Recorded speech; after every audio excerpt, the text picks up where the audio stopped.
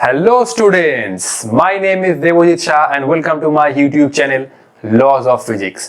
तो आज के वीडियो में हम इलेक्ट्रोस्टैटिक पोटेंशियल एनर्जी से दो बहुत इंपॉर्टेंट प्रॉब्लम डिस्कस करने जा रहे हैं जो हर एक कॉम्पिटिटिव सेक्शन के लिए इंपॉर्टेंट होने वाला है, चाहे वो जेई मेंस हो, नीट हो, जेई एडवांस्ड क्यों ना हो। आज की वीडियो में हम कंजर्वेशन ऑफ मैकेनिकल एनर्जी का जो इक्वेशन होता है KI plus UI equal to KF plus UF, उसका जो मेन इक्वेशन है उसका एकदम डिटेल्स में हमें कंसेप्ट चाहिए आज के वीडियो में न्यूमेरिकल सॉल्व करने के लिए। और आई होप आप लोग मुझे सपोर्ट करेंगे। तो बिना टाइम वेस्ट किए आज का जर्नी स्टार्ट करते हैं। तो आज के वीडियो स्टार्ट होने से पहले हमें एक बार वर्क एनर्जी थ्योरम का कंसेप्ट रिवाइज करना होगा, वरना प्रॉब्लम में बहुत दिक्कत हो जाएगा। ठीक है, मैं वर्क एनर्जी थ्योरम का कंसेप्ट आप लोगों के साथ डिटेल्स में डिस्कस करूंगा, उसके बाद ही हम लोग प्रॉब्लम्स में एंटर करेंगे। ठीक है, उसके बाद प्रॉब्लम एकदम इजी टू इजी लगेगा आप लोगों को। ठीक है, चलो। तो वर्क एनर्जी थ्योरम क्या कहता है? Work done on a body by the net force. ठीक है, ये हुआ चेंज इन काइनेटिक एनर्जी। ठीक है, अब नेट फोर्स क्या क्या होगा? ये हुआ work done by conservative force, ये हुआ कंजर्वेटिव फोर्स। ठीक है, ये हुआ work done by external force. ठीक है, ये हुआ एक्सटर्नल, मैं शॉर्टकट में लिख रहा हूं। ठीक है, ये हुआ कंजर्वेटिव, ये हुआ एक्सटर्नल फोर्स। ठीक है, और ये हुआ work done by non conservative. ठीक है, शॉर्टकट में लिख रहा हूं। ठीक है, और ये हुआ KF माइनस KI। ठीक है, एक्चुअली ये है मेन इक्वेशन। ठीक है, ये है मेन इक्वेशन। ठीक है, इससे हम लोग जो KF plus UF equal to KI plus UI उसमें आते हैं। ठीक है, देखो कैसे एक्चुअली क्या होता है। Actually most of the problem, ठीक है, इन मोस्ट केसेस क्या होता है? एक्सटर्नल फोर्स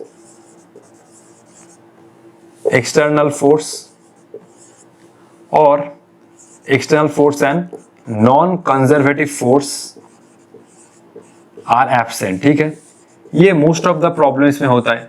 तो क्या होगा अगर एक्सटर्नल फोर्स एब्सेंट है और नॉन कंजर्वेटिव फोर्स एब्सेंट है, तो work done by external force और work done by non conservative force, ये दोनों टर्म हो जाएगा जीरो। ठीक है, तो work done by external force और work done by non conservative force, ये दोनों टर्म हो जाएगा जीरो।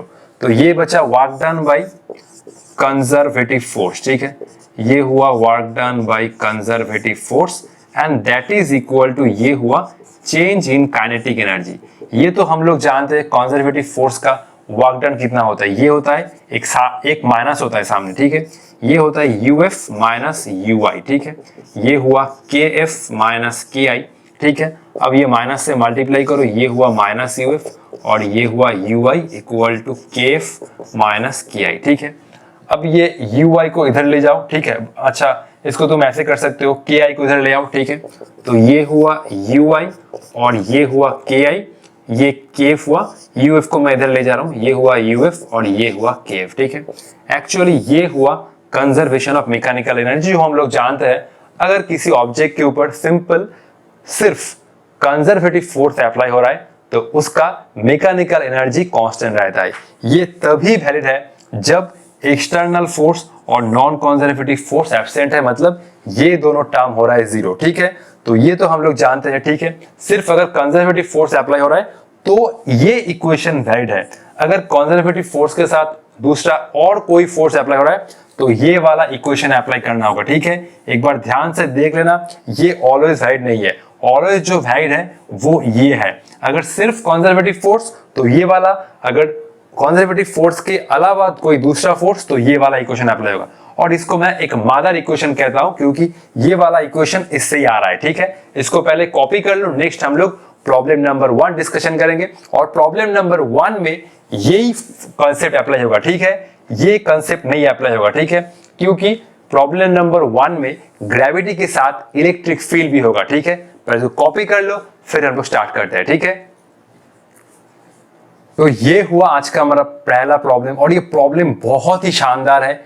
तगड़ा वाला कॉन्सेप्ट अप्लाई करना होगा। ठीक है, देखो तो ये है एक पेंडुलम। ठीक है, और ये है पेंडुलम का इनिशियल पोजीशन। ठीक है, थ्रेड का लेंथ है L और ये वाला बॉब वर्टिकल के साथ एंगल बनाए थीटा। ठीक है, ये हुआ A पोजीशन। ठीक है, ये एंगल है 45 डिग्री। इस बॉब के पास मास है M और चार्ज है Q। ठीक है, और इस पोजीशन में इलेक्ट्रिक फील्ड है ये राइट टू लेफ्ट, ठीक है, इस डायरेक्शन इलेक्ट्रिक फील्ड का वैल्यू है mg/q, ठीक है। तो बेसिकली इस प्रॉब्लम को सॉल्व करने के लिए हमें ग्रेविटेशनल फोर्स का कंसेप्ट भी चाहिए और इलेक्ट्रिक फील्ड का कंसेप्ट भी चाहिए, ठीक है। इलेक्ट्रिक फील्ड की वजह से कितना फोर्स अप्लाई होता है, ठीक है। तो इलेक्ट्रिक फील्ड भी है, ग्रेविटेशनल फील्ड भी है, ठीक है। अब क्वेश्चन क्या कह रहा है, if mass small m is released from the position A, ठीक है। तो पेंडुलम को हमने ऐसे पकड़ के रखा है, ठीक है। इसको हम लोग जब छोड़ेंगे, find the angular velocity of the rod when it passes through the bottom most position, ठीक है। तो ये एक रॉड है, ठीक है, इसको पेंडुलम भी बोल सकते हो। जब ये बॉब ए से इस पोजीशन पे आएगा, बॉटम मोस्ट पोजीशन पे, ठीक है, तो इसका एंगुलर वेलोसिटी क्या होगा। अब सिर्फ वेलोसिटी नहीं पूछा है, एंगुलर वेलोसिटी। देखो मैं एक हिंट दे रहा हूं, ठीक है। तो जब इसको हम लोग छोड़ेंगे, तो जब ये बॉटम मोस्ट पोजीशन पे आएगा तो इसका एंगुलर वेलोसिटी मतलब ओमेगा क्या है, ठीक है, वो निकालना है। अब सर इस क्वेश्चन में कहाँ सर्कुलर मोशन हो रहा है। सर्कुलर मोशन में हमने सीखा है कि अगर एक पार्टिकल का एंगुलर डिस्प्लेसमेंट होता है थीटा, तो उस केस में होता है ओमेगा इक्वल टू θ/t, ठीक है। ध्यान से देखो, इस प्रॉब्लम में भी जब हम लोग इस बॉब को छोड़ेंगे, ठीक है, इस पोजीशन से, जस्ट इस पोजीशन से, ठीक है। तो ध्यान से देखो, इस प्रॉब्लम में भी जब हम लोग बॉब को इस पोजीशन से छोड़ेंगे, ठीक है, ऐसे, तो ये बॉब इस पोजीशन में आएगा, ठीक है। तो ये भी एक सर्कुलर मोशन का एक फॉर्म लेगा, ठीक है। ये हुआ एक मोशन, ठीक है। तो ये हुआ एक सर्कुलर मोशन की जैसा। जो बॉब का पाथ होगा, ये ऑब्जेक्ट का जो पाथ होगा वो इस पाथ में होगा। तो इसमें जब ये मूव करेगा तो इस पाथ को हम लोग इस सर्कुलर मोशन के तरह ट्रीट करना है, और जब ये इस पोजीशन में आएगा तो उसका ओमेगा निकालना है, ठीक है। अब सुनो, अब सर इसको कैसे करें। देखो इस कंसेप्ट का अप्लाई करो, ठीक है। अब देखो इस प्रॉब्लम में तो नॉन कंजर्वेटिव फोर्स एब्सेंट है। नॉन कंजर्वेटिव फोर्स तो होता है force of friction, external force भी एब्सेंट है। तो ये करना होगा कि work done by conservative force, ये हुआ kF - ki, ठीक है। नॉन कंजर्वेटिव फोर्स एब्सेंट है, एक्सटर्नल फोर्स एब्सेंट है, तो ये सिंपल बन जाएगा वर्क डन बाय कंजर्वेटिव। अब सर कंजर्वेटिव फोर्स क्या क्या है। एक तो हुआ work done by gravitational force और एक हुआ work done by electric force, ठीक है। ये हुआ kF - ki, ठीक है। तो सुनो एक बार पहले, ये हुआ दोनों, क्योंकि हम लोग जानते हैं ग्रेविटेशनल फील्ड भी कंजर्वेटिव है और इलेक्ट्रोस्टैटिक फोर्स भी कंजर्वेटिव है। तो सिंपल इलेक्ट्रिक फील्ड और ग्रेविटेशनल फोर्स की वजह से ये पार्टिकल नेट इस पॉइंट से इस पॉइंट तक आया, ठीक है। तो दोनों फोर्स की वजह से वर्क डन निकालो और ये change in kinetic energy equal करो, ठीक है। तो बेसिकली प्रॉब्लम का जो अप्रोच है वो इसी इक्वेशन से आएगा, ठीक है। तो एक बार वीडियो पॉज करके जरूर खुद से ट्राई करो, ठीक है। चलो मैं एक और हिंट देता हूं, ठीक है। तुम्हें वर्क डन बाय ग्रेविटी निकालने के लिए पार्टिकल जब इस पॉइंट से इस पॉइंट तक आया तो इसका कुछ वर्टिकल डिस्प्लेसमेंट होगा ऑब्वियसली, और work done by electric force निकालने के लिए तुम्हें हॉरिजॉन्टल डायरेक्शन में डिस्प्लेसमेंट चेक करना है, ठीक है। तो ये दोनों निकालो, ठीक है, हॉरिजॉन्टल और वर्टिकल डिस्प्लेसमेंट, और ये दोनों फाइंड करो और इसका इक्वल करो। एक बार वीडियो पॉज करके जरूर ट्राई करो, ठीक है।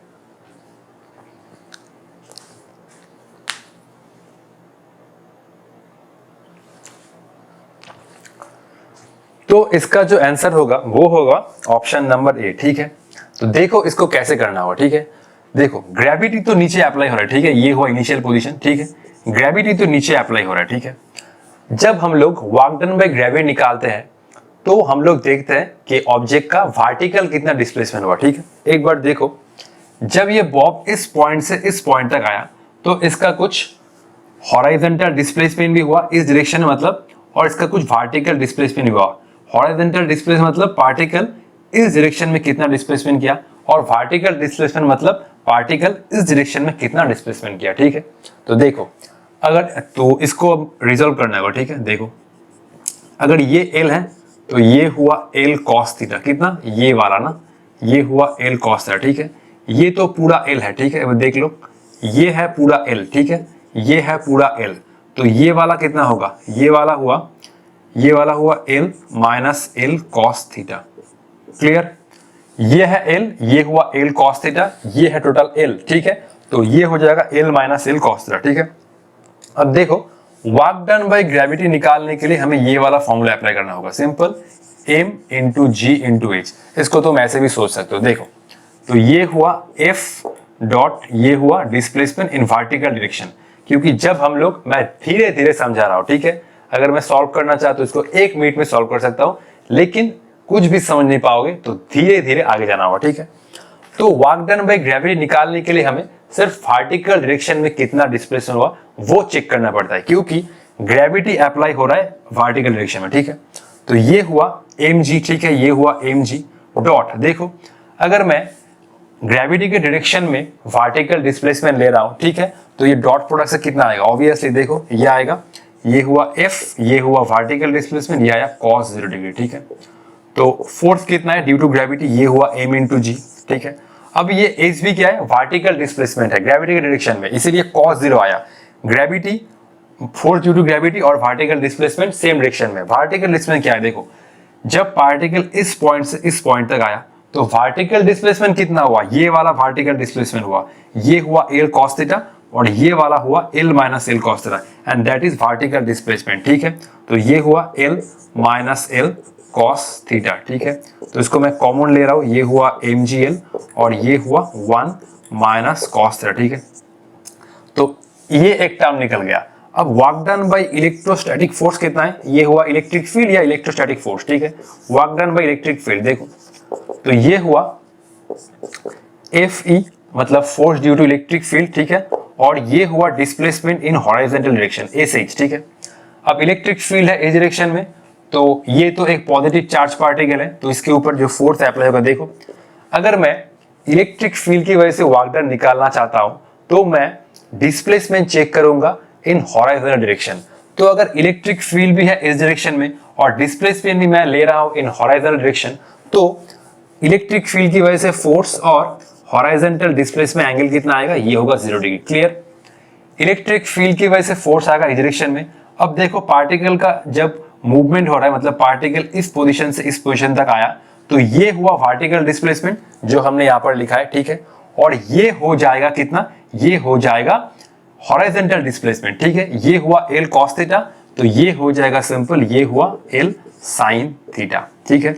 ये हुआ L, ये हुआ L cos थीटा, ये वाला हो जाएगा L sin theta. L sin theta को मैंने पैरेलली यहां पर लिखा है, ठीक है। तो इलेक्ट्रिक फील्ड के डायरेक्शन में ये हुआ हॉरिजॉन्टल डिस्प्लेसमेंट, ठीक है। चलो, तो ये हुआ Fe मतलब ये हुआ Q इंटू E और हॉरिजॉन्टल डिस्प्लेसमेंट मतलब ये हुआ L sin थीटा, ठीक है। अब ये है Q, E कितना है, E है mg by Q, ये हुआ mg by Q, ये हुआ L और ये हुआ sin थीटा, Q से Q कैंसिल, ये हुआ mgl sin थीटा, ठीक है। एक बार चेक कर रहा हूं, QE into L sin theta is mg by Q, Q गया, ये हुआ mgl sin थीटा, ठीक है। तो दोनों टर्म को यहां पर बैठाओ। अच्छा, इस बार देखो Ki क्या है, ठीक है। Ki पार्टिकल इनिशियली इस पोजीशन पर रेस्ट पे था, ठीक है, और फाइनली जब पार्टिकल इस पोजीशन में आया तो मैं मान रहा हूं कि पार्टिकल के पास इस डायरेक्शन में जो वेलोसिटी था, ठीक है, ये हुआ कुछ v, ठीक है। तो फाइनली काइनेटिक एनर्जी हो गया, ये हुआ ½ mv², ठीक है। तो इसको एक बार लिख लो, मुझे इरेज करना है, ठीक है। 1 2 3, ठीक है। बेसिकली मैंने क्या किया, ग्रेविटी के डायरेक्शन में वर्टिकल डिस्प्लेसमेंट ये वाला निकाला, तो ग्रेविटी और वर्टिकल डिस्प्लेसमेंट के बीच में एंगल कितना है, 0। फिर मैंने इलेक्ट्रिक फील्ड की डायरेक्शन में हॉरिजॉन्टल डिस्प्लेसमेंट निकाला, क्योंकि इलेक्ट्रिक फील्ड भी इस डायरेक्शन में है, ठीक है। इलेक्ट्रिक फील्ड इस डायरेक्शन में है, तो इलेक्ट्रिक फील्ड की वजह से जो हमने वर्क डन निकाला उसके लिए हमने इलेक्ट्रिक फील्ड के डायरेक्शन में हॉरिजॉन्टल डिस्प्लेसमेंट लिया, ताकि इलेक्ट्रिक फील्ड की वजह से फोर्स और हॉरिजॉन्टल डिस्प्लेसमेंट का बीच में एंगल कितना हो, 0, ठीक है। अब तुम पूछोगे सर हमने इलेक्ट्रिक फील्ड की वजह से वर्टिकल डिस्प्लेसमेंट क्यों नहीं लिया। अरे पागल, देखो इलेक्ट्रिक फील्ड है इस डायरेक्शन में, अगर तुम वर्टिकल डिस्प्लेसमेंट लोगे तो वर्क डन निकालने के लिए क्या करना होता है, डॉट प्रोडक्ट, तो ये आएगा cos 90 0, ठीक है। सेम हमने तरीके से क्या निकाला, हमने ग्रेविटी के लिए वर्टिकल डिस्प्लेसमेंट देखा, क्योंकि ये हुआ ग्रेविटी डायरेक्शन। अगर मैंने हॉरिजॉन्टल डायरेक्शन में ये वाला डिस्प्लेसमेंट निकाला तो ये ग्रेविटी और हॉरिजॉन्टल डिस्प्लेसमेंट के बीच में एंगल आ जाएगा 0, ठीक है। तो इसीलिए हमने इलेक्ट्रिक फील्ड की वजह से सिर्फ हॉरिजॉन्टल डिस्प्लेसमेंट लिया और ग्रेविटी की वजह से हमने सिर्फ वर्टिकल डिस्प्लेसमेंट लिया, क्लियर। चलो अब दोनों टर्म को इस इक्वेशन में पुट करो, ठीक है। तो ये हुआ mgl 1 माइनस cos थीटा, ठीक है। इरेज कर रहा हूं 1 2 3, ठीक है। ये हुआ, देखो ये कितना हुआ वर्क डन बाय ग्रेविटी हुआ, ये हुआ mgl, ये हुआ 1 माइनस कॉस थीटा, और ये हुआ mgl साइन थीटा, ये हुआ work done by electric field, ये हुआ mgl साइन थीटा, kf तो है हाफ m v स्क्वायर, और ये हुआ 0, ठीक है, ये हुआ 0, तो मैं 0 को यहाँ पर इरेज कर रहा हूँ, ठीक है, m गया, ठीक है, चलो ठीक है, इसको इरेज कर रहा हूँ 1 2 3, ठीक है, चलो देखो कॉस थीटा क्या था, थीटा था 45, ठीक है, तो ये हुआ gl, और ये हुआ कॉस ऑफ 45 डिग्री, ये हुआ gl, ये हुआ साइन 45 डिग्री, ये हुआ v स्क्वायर बाई 2, ठीक है, ये हुआ gl, ये हुआ cos 45 1 बाई रूट 2, ये हुआ साइन 45, ये हुआ रूट 2, और ये हुआ v स्क्वायर बाई 2, ठीक है, चलो तो इसके आगे जाना है, सिंपल वेलोसिटी ने निकालना है, ओमेगा निकालना है, ठीक है। अब देखो ये हुआ gl, और ये हुआ gl बाई रूट 2, ये हुआ gl बाई रूट 2, ये हुआ v स्क्वायर बाई 2, ये कैंसिल, ठीक है, तो ये आया gl and that is equal to v square by 2, ये हुआ v equal to under root 2gl, ठीक है। तो इस पोजीशन में पार्टिकल के पास जो वेलोसिटी मतलब स्पीड है वो है रूट 2gl, ठीक है। अब हमने सर्कुलर मोशन में क्या सीखा है, सर्कुलर मोशन में v equal to omega R, ठीक है, ध्यान से सुनना, ओमेगा क्या है, एंगुलर वेलोसिटी, यार वही निकालना है, आर क्या है, रेडियस। अब जब ये पार्टिकल इस पोजीशन से इस पोजीशन तक आ रहा है, इसका सेंटर कौन सा है पहले ढूंढो, सेंटर है ये वाला पॉइंट, ये वाला पॉइंट, क्योंकि पार्टिकल ऐसे जा रहा है, ठीक है, देख लो एक बार, पार्टिकल ऐसे जा रहा है, तो जब ये पार्टिकल इस पोजीशन से इस पोजीशन तक आया तो ये हुआ इसका सेंटर, ठीक है, और रेडियस क्या है, रेडियस है ये वाला L, देखो ये भी L है और ये भी L है, ठीक है, तो रेडियस हुआ L, ठीक है, और ये हुआ सेंटर, तो ये हुआ ओमेगा इक्वल टू V बाई R, ठीक है, V क्या है, रूट ओवर 2gl, ठीक है, ये हुआ रूट ओवर 2gl, और ये हुआ L, ठीक है, ये L से एक L गया, ठीक है, तो ये हुआ रूट ओवर 2g बाई ये L हुआ, ठीक है, ऑप्शन नंबर है, ठीक है। तो इतना सारा कंसेप्ट अप्लाई करना था, आई होप ये प्रॉब्लम बहुत ही ईजी था। अगर तुम वर्क एनर्जी थ्योरम का कंसेप्ट यूज करना जानते हो और सिर्फ ग्रेविटेशनल फोर्स और इलेक्ट्रिक फील्ड की वजह से वर्क डन निकालना जानते हो, यही तो दोनों कॉन्सेप्ट है, ठीक है, कॉपी कर लो। नेक्स्ट हम लोग और एक प्रॉब्लम डिस्कस करेंगे, ठीक है, चलो।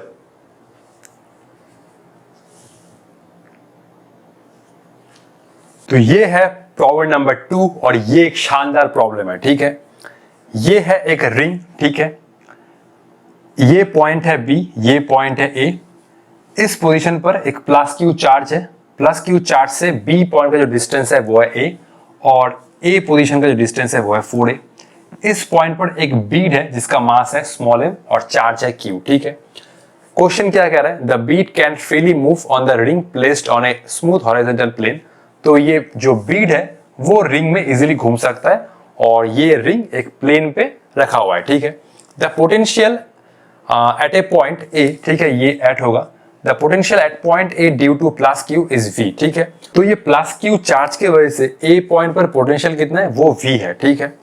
ये तो तुम इजी निकाल सकते हो, सिंपल चार्ज बाय डिस्टेंस कर दो, पोटेंशियल आ जाएगा V, ठीक है। The velocity with which the Beed should be projected from A so that it can complete a circle should be greater than, मतलब इस बीट को हम लोग कितना वेलोसिटी से A पॉइंट से फेंके, ठीक है, मतलब U का कितना मिनिमम वेलोसिटी होना चाहिए ताकि वो बीट ये पूरा सर्कल घूम जाए, ठीक है। ऑब्वियसली अगर बहुत कम दोगे तो ये तो पूरा सर्कल नहीं घूम पाएगा, तो पहले सोचो, ठीक है, ये जब ये बीट A टू B जा रहा है इसका स्पीड घटेगा या बढ़ेगा, फिर जब B टू A आएगा तो इसका स्पीड का मतलब घटेगा या बढ़ेगा, उसका पहले एनालाइज करो, ठीक है। धीरे धीरे हम लोग एनालाइज करते करते प्रॉब्लम सॉल्व करेंगे, ठीक है। तो चारों ऑप्शन गिवन है, ठीक है। बेसिकली U का मिनिमम वैल्यू कितना हो ताकि ये जो बीट है ये पूरा सर्कल घूम जाए, ठीक है। अब देखो, ठीक है, जब ये वाला चार्ज पार्टिकल मान लो इस पोजीशन पर आया, ठीक है, इस पोजीशन पर आया तो इलेक्ट्रिक फील्ड इसको अपोज कर रहा है या हेल्प कर रहा है, ठीक है। तो देखो ये चार्ज पार्टिकल की वजह से इलेक्ट्रिक फील्ड कहाँ होगा, इससे दूर की तरफ, ठीक है।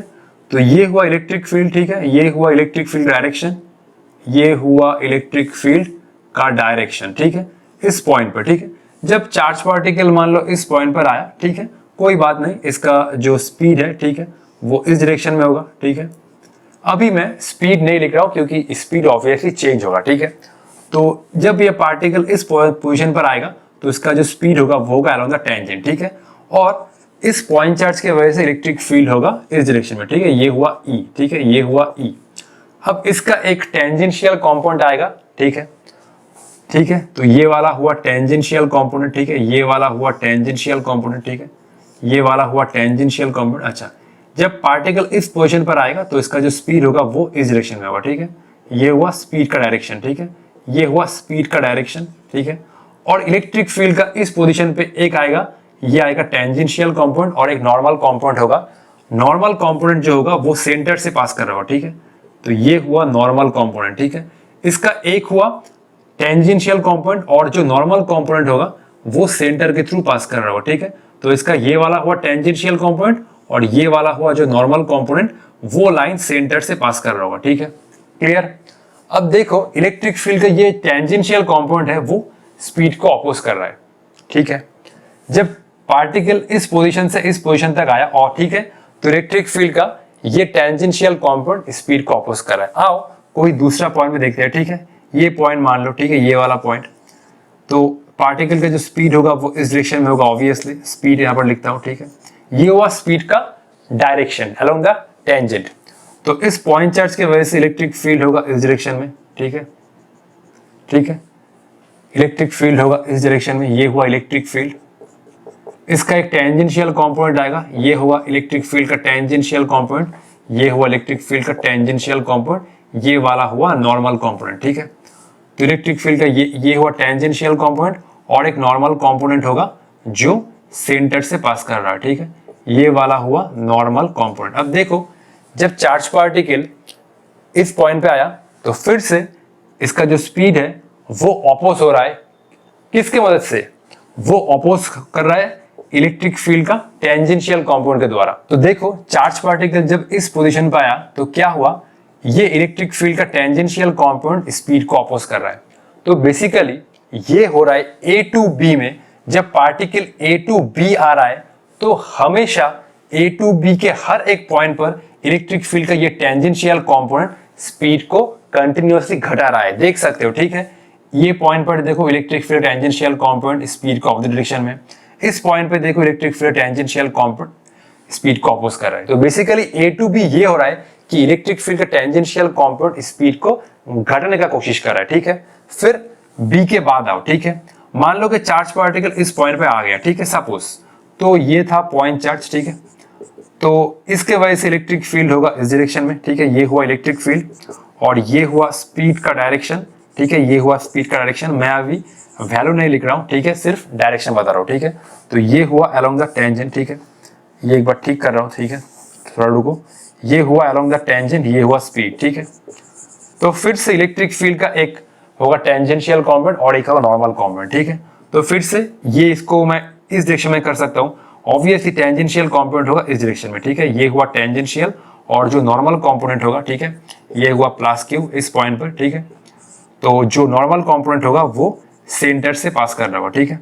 ये हुआ इलेक्ट्रिक फील्ड, ठीक है। ये हुआ इलेक्ट्रिक फील्ड। इसका एक कंपोनेंट हुआ टेंजेंशियल और एक हुआ नॉर्मल। देखो बी के बाद क्या हो रहा है, बी के बाद इलेक्ट्रिक फील्ड का टेंजेंशियल कंपोनेंट, ठीक है, देख सकते हो इलेक्ट्रिक फील्ड का टेंजेंशियल कंपोनेंट और स्पीड क्या है, सेम डायरेक्शन में।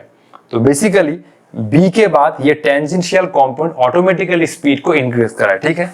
ये वाला पॉइंट पर देखो, ये वाला पॉइंट पे स्पीड है इस डायरेक्शन में, ठीक है, अलोंग द टेंजेंट। तो इसके वजह से इलेक्ट्रिक फील्ड होगा इससे दूर की तरफ, ये हुआ इलेक्ट्रिक फील्ड, ठीक है। ध्यान से देखो, ये हुआ इलेक्ट्रिक फील्ड, ठीक है। इसका एक टेंजेंशियल कंपोनेंट होगा इस डायरेक्शन में, ठीक है। ये हुआ टेंजेंशियल और इसका जो नॉर्मल कंपोनेंट होगा, ठीक है, इसका जो नॉर्मल कंपोनेंट होगा वो टेंजेंशियल के परपेंडिकुलर है और सेंटर से पास कर रहा है, ठीक है। ये हुआ इस रिंग का सेंटर, ठीक है। तो ऑटोमेटिकली देखो बी के बाद क्या हो रहा है, इलेक्ट्रिक फील्ड का टेंजेंशियल कंपोनेंट स्पीड को इंक्रीज कर रहा है। ए टू बी अलग सिचुएशन था। ए टू बी में क्या हो रहा है, ए टू बी जब पार्टिकल ए टू बी आ रहा है, इलेक्ट्रिक फील्ड का टेंजेंशियल कंपोनेंट स्पीड को अपोज कर रहा है, तो ए टू बी स्पीड घट रहा है। लेकिन B to A charge particle का स्पीड ऑटोमेटिकली बढ़ेगा क्योंकि electric field tangential component speed के सेम डायरेक्शन में, ठीक है। अब मिनिमम वेलोसिटी का कंसेप्ट आएगा कि चार्ज पार्टिकल को हम लोग कितना मिनिमम वेलोसिटी से फेंके ताकि वो ये पूरा चक्कर काट जाए। अब सर मैक्सिमम तो इन्फिनिटी तक हो सकता है, तुमने बहुत वेलोसिटी दिया, चार्ज पार्टिकल ऑटोमेटिकली एक बार घूम जाएगा। लेकिन मिनिमम का कंसेप्ट क्या है, मेरे वर्ड्स पर फोकस करना। मिनिमम का कंसेप्ट क्या है कि चार्ज पार्टिकल को मान लो हमें कुछ वेलोसिटी से यहां से फेंका, तो A टू B एक पॉइंट होगा, ठीक है। उस पॉइंट को ढूंढना होगा कि पार्टिकल का वेलोसिटी अगर A टू B के अंदर कोई एक पॉइंट में 0 भी हो जाए तो पार्टिकल ऑटोमेटिकली ये पूरा सर्कल कंप्लीट कर लेगा, ठीक है। मैं और एक बार रिपीट कर रहा हूं। मिनिमम वेलोसिटी का कंसेप्ट क्या है? मिनिमम वेलोसिटी का कंसेप्ट यह है कि अगर मान लो मैं एक वेलोसिटी से फेंका, ठीक है, चार्ज पार्टिकल को एक वेलोसिटी से इस पॉइंट पे फेंका, ठीक है, तो मिनिमम वेलोसिटी कंसेप्ट यह है कि A टू B हमें एक पॉइंट ढूंढना होगा जिस पॉइंट में अगर पार्टिकल का वेलोसिटी 0 भी हो जाए तो पार्टिकल ऑटोमेटिकली इस पॉइंट पर आ जाएगा। लेकिन अगर उस पॉइंट से पहले पार्टिकल का वेलोसिटी 0 हो गया तो पार्टिकल कभी भी A पॉइंट पर फिर से पहुंच नहीं सकता। तो बेसिकली हमें वो पॉइंट ढूंढना है A टू B के बीच में जिस पॉइंट पर वेलोसिटी 0 होने के बाद भी पार्टिकल ऑटोमेटिकली घूम जाएगा। कौन सा पॉइंट होगा? ये होगा पॉइंट B। क्योंकि देखो, मान लो हमने कुछ स्पीड के साथ इसको फेंका, तो मान लो ये घूमते घूमते इसका स्पीड कंटिन्यूअसली ऑब्वियसली घटेगा, क्योंकि A टू B मैंने बोला इलेक्ट्रिक फील्ड के टेंजेंशियल कंपोनेंट की वजह से इसका स्पीड कंटिन्यू घटेगा। तो मान लो ये स्पीड घटते घटते घटते घटते घटते घटते इस पोजीशन पर हुआ 0, ठीक है। अगर B पोजीशन पर 0 हुआ तब भी पार्टिकल ये रास्ता ऑटोमेटिकली घूम जाएगा, क्योंकि B के बाद इलेक्ट्रिक फील्ड का टेंजेंशियल कंपोनेंट स्पीड को इंक्रीज कराते कराते कराते कराते ऑटोमेटिकली इस पॉइंट तक पहुंचा देगा, ठीक है। तो at the best minimum particle का जो स्पीड है वो B पॉइंट पे ही होना चाहिए। अगर B पॉइंट से पहले हुआ तो क्या होगा? मान लो हमने बहुत कम वेलोसिटी से फेंका, ये tangential component electric field tangential component speed को अपोज कर रहा है, तो इस पॉइंट पे पार्टिकल का जो स्पीड है वो 0 हो गया। अब ये इलेक्ट्रिक फील्ड का टेंजेंशियल कंपोनेंट है इस डायरेक्शन में और स्पीड है इस डायरेक्शन में, तो इस पॉइंट पे अगर वेलोसिटी स्पीड 0 हो गया तो पार्टिकल कभी भी ये दूसरे एंड तक पहुंच ही नहीं सकता, क्योंकि इसका जो स्पीड है वो इंक्रीज करने वाला कोई कंपोनेंट नहीं है। इलेक्ट्रिक फील्ड का टेंजेंशियल कंपोनेंट चार्ज पार्टिकल को मदद दे रहा है, लेकिन B पॉइंट के बाद, B पॉइंट से पहले नहीं। तो चार्ज पार्टिकल को इतना मिनिमम वेलोसिटी से फेंको ताकि वो at the best B point पर आ जाए। तो मिनिमम वेलोसिटी का यही कंसेप्ट है कि A पॉइंट से हमें चार्ज पार्टिकल को ऐसे वेलोसिटी से फेंकना है कि वो आते आते इसका जो स्पीड है घटते घटते एटलीस्ट B पॉइंट पर 0 हो जाए, ठीक है। तो यही कंसेप्ट है, ठीक है। तो ये हुआ इनिशियल पॉइंट, ये हुआ फाइनल पॉइंट, ठीक है। Simple KI plus UI equal to KF plus UF करना होगा। Simple initial mechanical energy equal to final mechanical energy, ठीक है। तो अभी हम लोग लिखेंगे, ठीक है। देखो KI क्या है? KI है हाफ mu², ठीक है। इस पॉइंट से हम लोग पार्टिकल को u स्पीड के साथ फेंक रहे हैं। KF क्या है? ठीक है, मिनिमम वेलोसिटी का वही कंसेप्ट था कि एट द बेस्ट पार्टिकल का जो स्पीड है वो B पॉइंट पर 0 होना चाहिए। B पॉइंट पर 0 होने के बाद भी ये पार्टिकल ऑटोमेटिकली इलेक्ट्रिक फील्ड के इस कंपोनेंट की वजह से A पॉइंट तक पहुंच जाएगा, ठीक है। तो फाइनल पोजीशन हुआ ये KF, फाइनल पोजीशन पर इसका जो स्पीड होगा 0। ये मिनिमम का कंसेप्ट है, देख सकते हो the velocity with which the beat projected from a so that it can complete circle, ठीक है। ये मिनिमम का कंसेप्ट है, मिनिमम। अब देखो UI क्या है? Initial potential energy. Initial potential energy हो जाएगा कितना?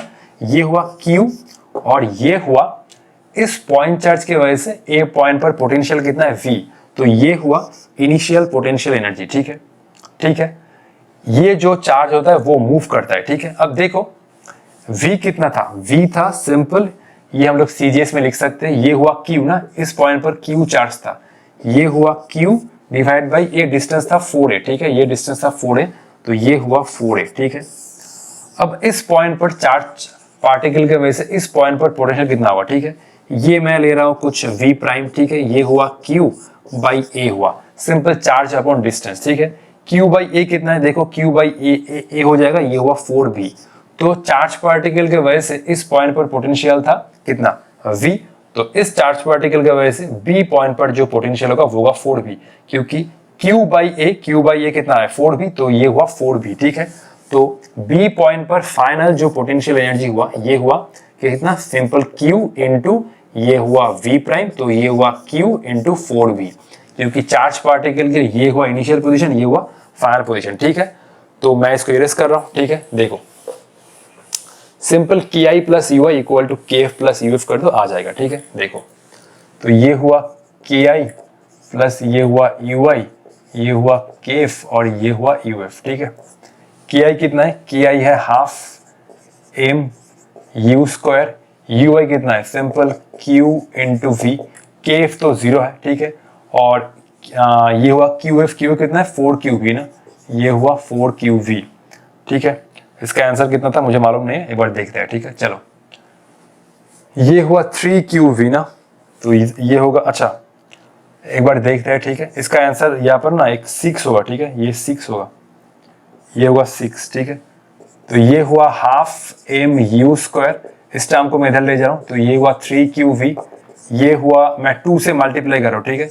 ये हुआ m u स्क्वायर, ये हुआ 6QV, तो u स्क्वायर कितना हुआ, ये हुआ 6QV बाई m, और ये जो स्पीड होगा मिनिमम जो स्पीड होगा ये हो जाएगा under root 6QV by m। तो अगर चार्ज पार्टिकल को हम लोग A पॉइंट से इस वेलोसिटी के साथ फेंक रहे हैं, ठीक है, u हो जाएगा under root 6QV by m, तो चार्ज पार्टिकल का जो स्पीड है वो B पॉइंट में आके 0 हो गया, ठीक है। अगर B पॉइंट में, ठीक है, 0 होने के बाद भी ये चार्ज पार्टिकल ऑटोमेटिकली इस पॉइंट तक पहुंच जाए, क्योंकि इसके बाद इलेक्ट्रिक फील्ड का टेंजेंशियल कंपोनेंट इसको मदद करेगा, ठीक है। तो ठीक है, आज के लिए इतना ही, मिलते हैं नेक्स्ट वीडियो में। पढ़ाई करते रहो, ऑल द बेस्ट, ठीक है। इसका जो आंसर होगा वो होगा ये, ठीक है, ये 6QV बाई m, ठीक है। चलो।